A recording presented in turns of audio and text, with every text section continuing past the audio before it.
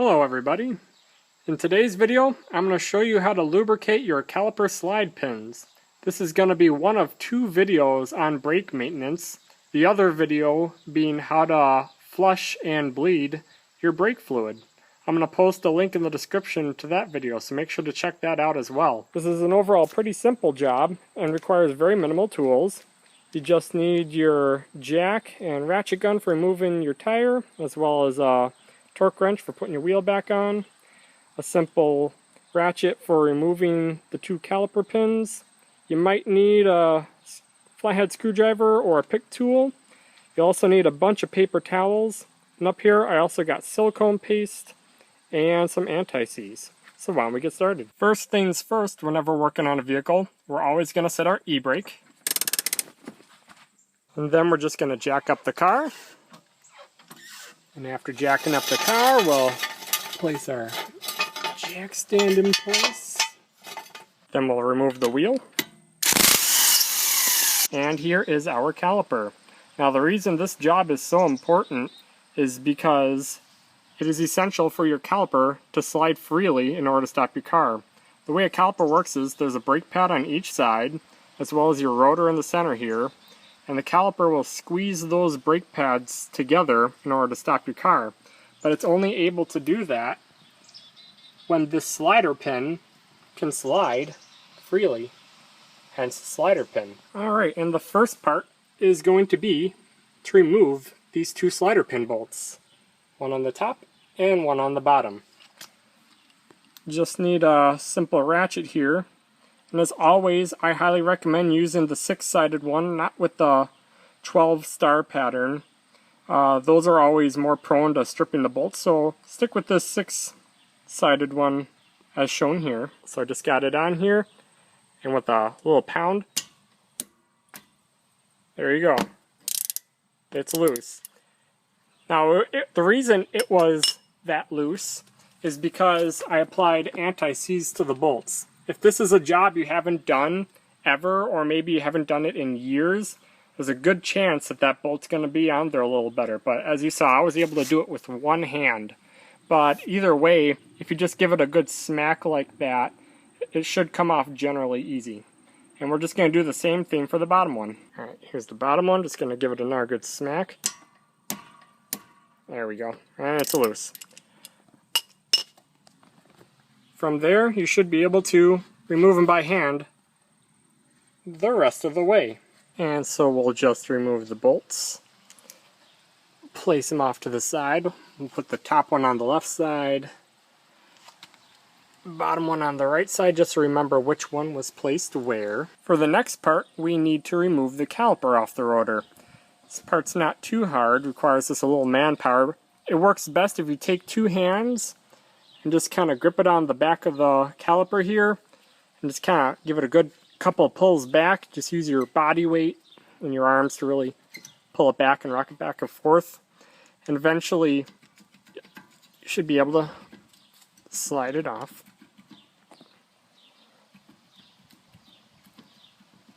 Give me almost there. There we go. And you don't want to, this caliper is very heavy, and you don't want all that weight hanging on the brake line.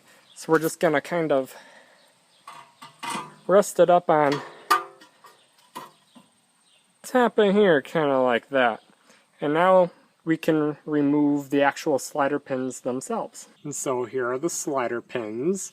And both of these should be able to slide very easily, both the top and the bottom. And when working with these, you want to be extra careful because they're not easily replaceable. For whatever reason, Honda doesn't sell just the boot by itself. They sell like an entire replacement kit, which includes like the pins and the piston and the caliper and all that stuff, and that's a really expensive kit. You can try buying aftermarket ones, but I don't know, these are the only aftermarket ones I've tried buying, and they didn't fit at all. But otherwise, yeah, at least don't buy these replacements, Rebestos. These are garbage. They don't fit properly, even though they say they do. Alright, so these little rubber boots here are pretty fragile, so we'll make sure to be extra careful. If need be, that little pick tool that I was talking about before can be helpful in kind of getting it in there and kind of prying it out. Sometimes you can do it by hand, so let's see here. Just kind of push back on it. There we are. And out comes the slider pin. Yay. I would recommend only working on one pin at a time just so you don't get them mixed up. So first we're going to bring it down here and wipe off all the old gunk off of the slider pin. And look at how black that is. That's only after 1 year. This is why I do it every year. And now imagine if you went, 5, 10, 20 years without ever cleaning these slider pins off. Wouldn't be a very good situation. That's why sometimes you'll get uneven brake wear, or parts start wearing out faster, or if your caliper actually seizes up in that case. So you can see why this is such an important job to do every single year. So now this is looking pretty clean. So now let's remove the actual boot itself up here. Again, this is where our little pick tool can come in nice and handy. Try doing this with one hand, so we'll just kind of pry back the boot a little bit. Stick the pick tool in there and just kind of pop it on out. Where'd it go? There it is. Alright, so now we need to clean out all that old silicone out there. So what I like to do is take a little strip of paper towel here, kind of roll it up.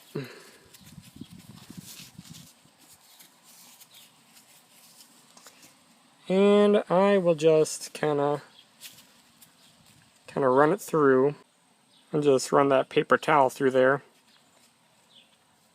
Try and get out all the old silicone. You can see solid black. And that's only from 1 year. This happens every single year that I do this. So I highly recommend that you as well do this once a year. With the slider pin and the rubber boot all cleaned, now it's time to reapply some silicone to them. I'm sure you've seen this product before if you've ever watched any other car videos. And this is 3M silicone paste, probably the best stuff that there is. It's a little expensive, and I think it's around $30 for a bottle, but this is going to last you an extremely long time. I'll post a link in the description where you can get this. But what we're going to do is going to take a bunch of this silicone here, and we're going to apply a bunch of it to the end of the pin here. And with a good amount of silicone on the end here, we're just going to put it in the boot, and we're just going to smear it all around. We also need to try and clean out some of the old silicone from inside of the actual caliper itself. So again, we'll take another paper towel here, kind of twist it nice and tight, and we're just going to spin it.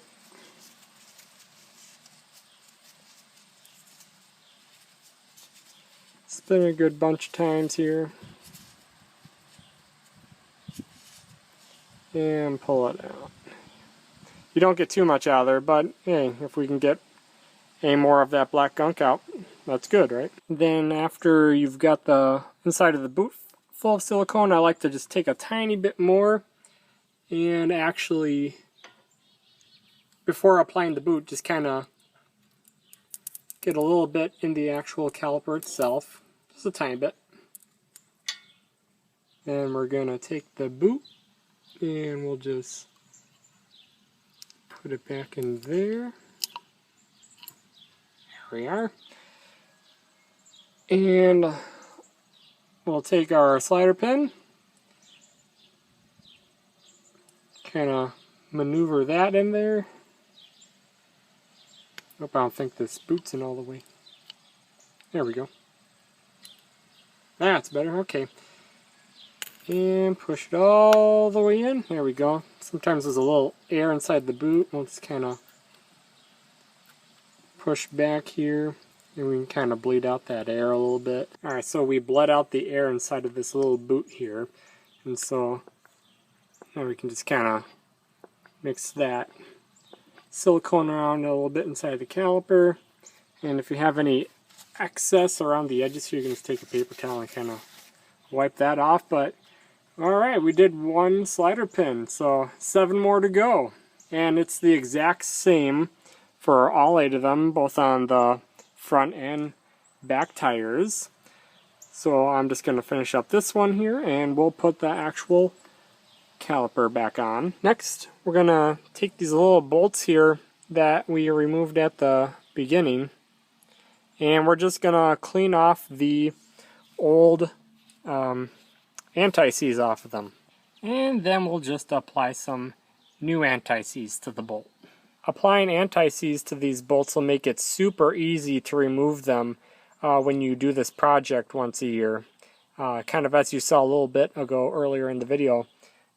My anti-seize bottle is ridiculously old and dirty, but I will find a bottle and I'll also post it in the description for you. Alright, now that we have the slider pins all cleaned and relubricated with silicone, as well as we got our 2 little bolts over here, we got new anti-seize on those, we can put the caliper back on. Get a good grip here. Okay. Kind of wiggle it back on there, and you might have to push back the slider pins here in order to get the caliper back in place. There we go, there's one. And then the same thing with the bottom, just kind of realign it. Kind of difficult to do with one hand here, so I'll just stop it for a second. Alright, with the caliper on and generally lined up, we'll take the correct pin and or bolt and we'll put it back in. Sometimes the caliper might need to be realigned up a little bit. Is it going in? There we go. And we'll just start it by hand for now. Sorry for the shaking. Start the first one by hand. Don't tighten it all the way.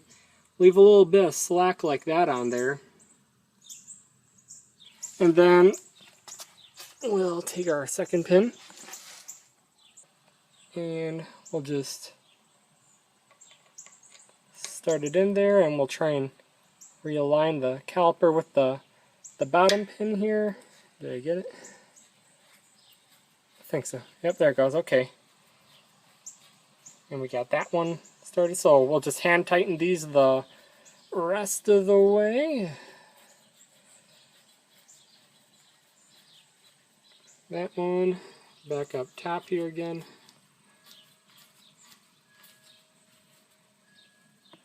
Alright, if you wiggle the caliper with one hand and then tighten with the other, that can help get the bolts tightened by hand the rest of the way pretty easily. So now we can tighten those bolts back on so we can get our ratchet again here. Again, this is a 14 millimeter.